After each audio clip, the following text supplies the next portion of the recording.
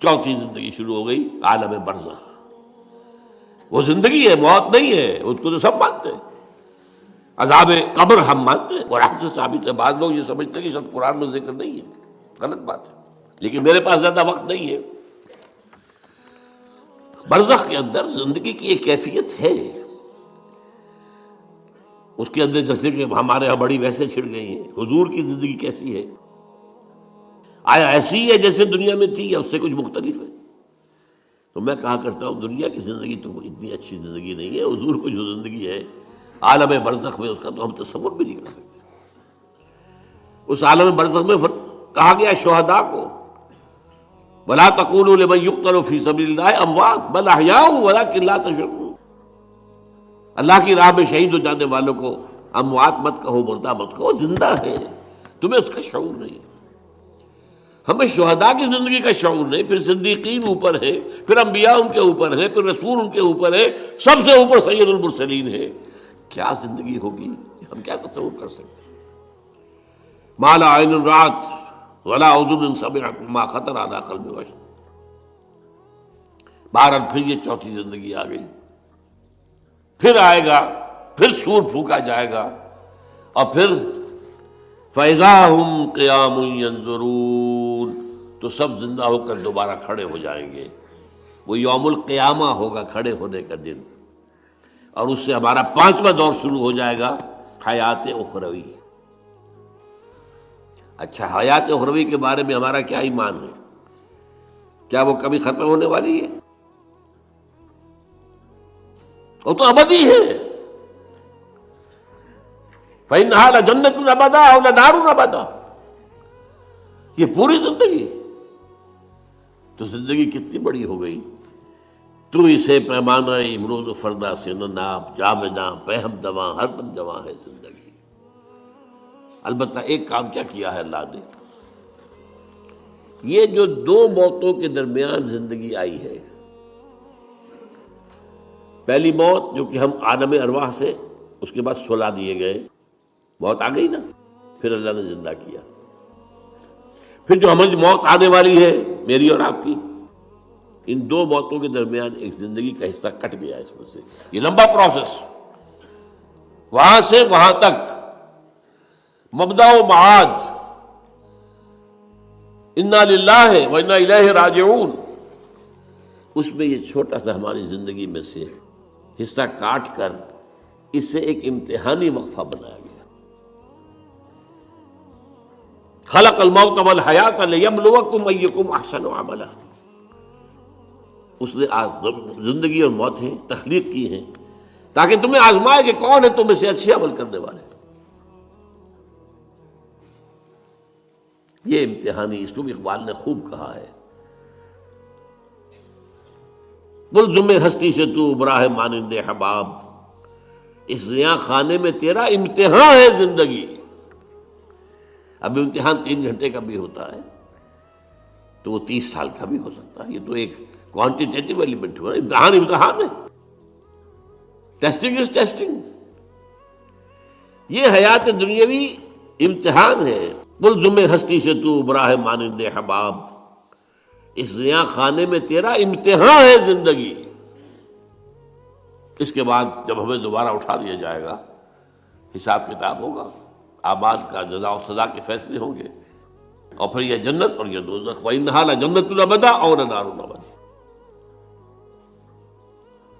یہ حیات ایک ایمان باللہ اور ایمان بالآخرہ، ایمان بالآخرہ کے ضمن میں پورے حیات انسانی کا ایک تصور جو ہے سامنے لانا ضروری ہے۔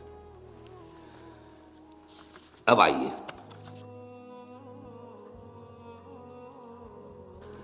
میں نے کہا تھا تخلیق کے بارے میں کچھ باتیں آپ کو بتاؤں گا۔ یہ جدید سائنس کے حوالے سے بھی بہت اہم چیزیں ہیں، اور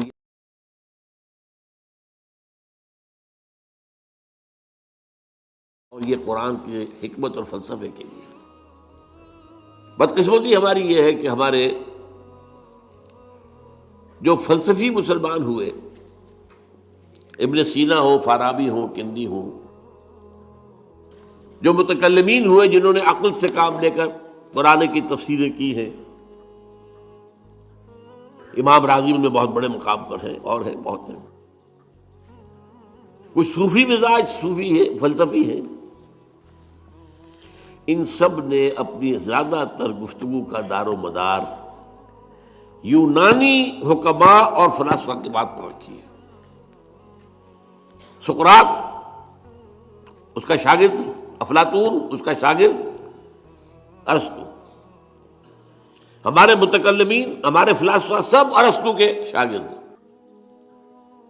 ہمارے صوفیہ اکثر و بیشتر افلاطون اور پروٹائنس فلاطینوس ان کے شاگرد. لہذا مولانا روم نے بڑا شکوے کے انداز میں کہا تھا، چند خوانی حکمت یونانیہ. تم کب تک یونانیوں کی حکمت پڑھتے رہو گے، یونانیوں کا فلسفہ پڑھتے رہو گے، یونانیوں کی میٹا فزکس، یونانیوں کی منطق. چند خوانی حکمت یونانیہ، حکمت قرآنیہ راہم بخواں. کبھی ذرا قرآن مجید میں جو حکمت دی گئی ہے، جو فلسفہ دیا گیا ہے، جو حقائق بیان کیے گئے، کبھی ان پر توجہ کرو.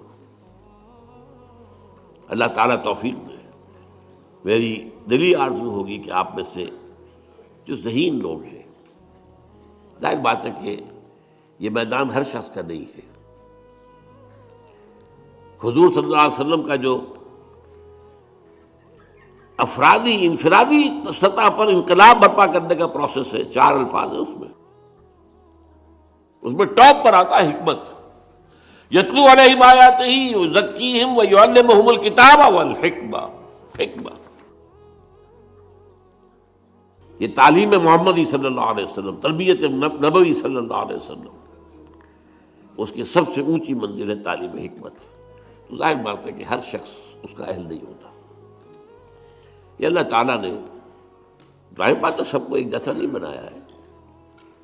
جسمانی قوتوں کے اعتبار سے بھی فرق و تفاوت ہے، ذہنی صلاحیتوں کے اعتبار سے بھی فرق و تفاوت ہے. جن لوگوں کے اندر یہ فلسفہ اور حکمت کا ذوق ہو وہ اس معاملے میں آئیں، سوچیں، پڑھیں. میری یہ چند باتیں ہو سکتا ہے کہ ان کے لیے چشم کشا ثابت. وہ کتاب اس وقت میری جو ہے ایجاد و ابداع عالم، وہ آؤٹ آف پرنٹ ہے، موجود نہیں ہے. انشاءاللہ جلدی ہی پرنٹ کروا لیں گے دوبارہ. دیکھیے تخلیق کا مرحلہ اول عالم امر ہے. اللہ کا ایک حکم کن، انما امرہ اذا اراد شیئا ان یقول کن فیکون.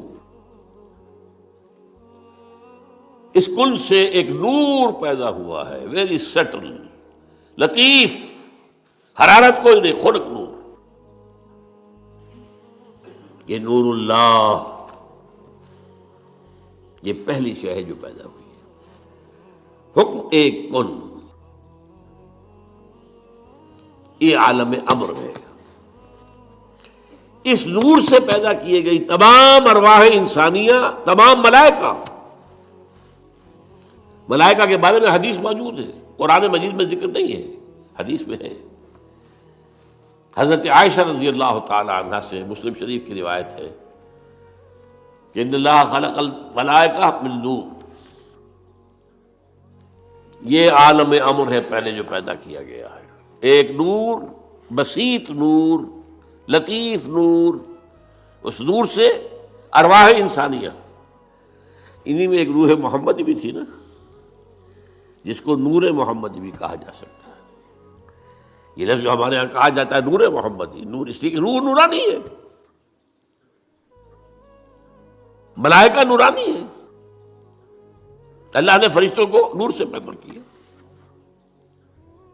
اچھا، اب اس تخلیق کا دوسرا مرحلہ آیا. یہ پہلی تخلیق جو میٹا فزیکل ورلڈ کی ہے، دوسری تخلیق ہے فزیکل ورلڈ. ایک اور امر کن، اور اس سے ایک بگ بینگ پیدا ہو.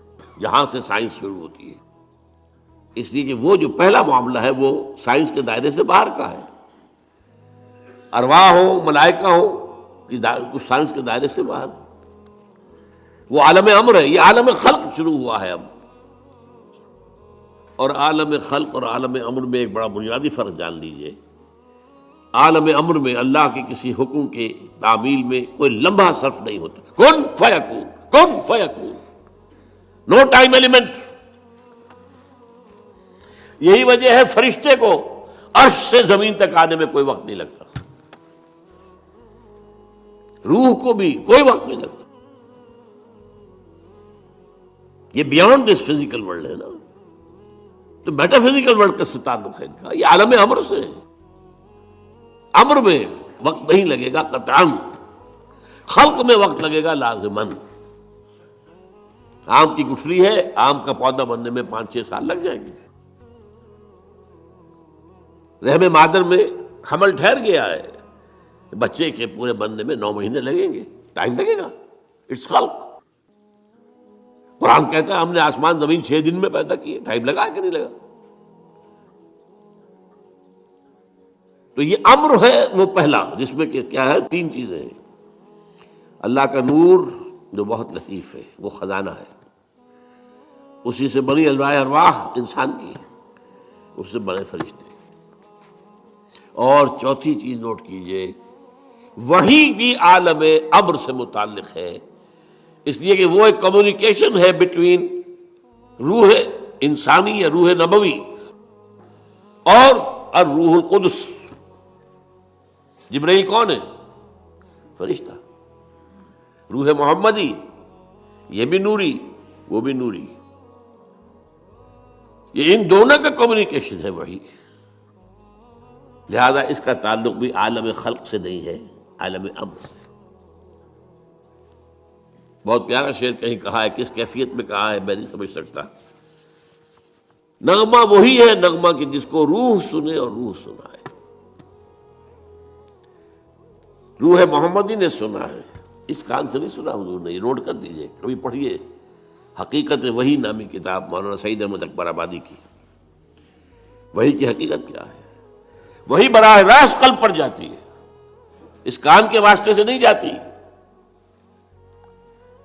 یہ کان عالم خلق کا ہے، قلب عالم امر کی شے، روح کا مسکن ہے. وہاں روح ہے، روح محمدی ہے. فَإِنَّهُ نَزَّلَهُ عَلَىٰ قَلْبِكَ، اس کو اے نبی اتارا ہے اس فرشتے نے آپ کے دل